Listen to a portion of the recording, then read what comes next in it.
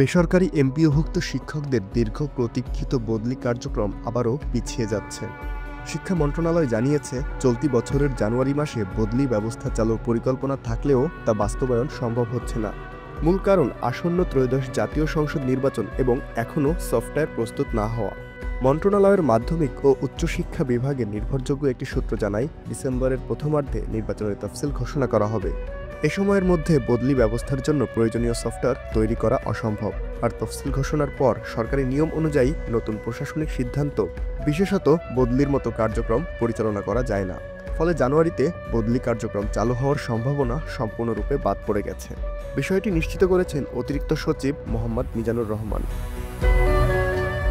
তিনি বলেন, সফটওয়্যার এখনও প্রস্তুত হয়নি, তাই কবে বদলি চালু করা যাবে তা নিশ্চিত করে বলা যাচ্ছে না। আরেক কর্মকর্তা নাম প্রকাশ না করার শর্তে জানান, নির্বাচনের কারণে 2026 সালের জানুয়ারিতেও বদলি শুরু করা সম্ভব নয়। নির্বাচন শেষে মার্চ মাস থেকে প্রক্রিয়া শুরু করার পরিকল্পনা রয়েছে।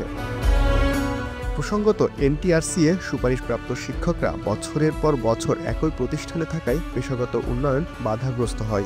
এই সমস্যার সমাধানে সরকার স্বয়ংক্রিয় বদলি ব্যবস্থার চালুর উদ্যোগ নেয়। তবে সফটওয়্যার নিয়ন্ত্রণ সংক্রান্ত জটিলতা এবং আদালতের রিটের কারণে উদ্যোগটি বহুবার আটকে যায়।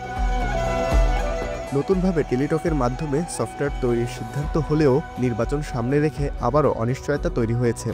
ফলে বদলির অপেক্ষায় থাকা শত শত শিক্ষককে আরও দীর্ঘ সময় অপেক্ষা করতে হবে।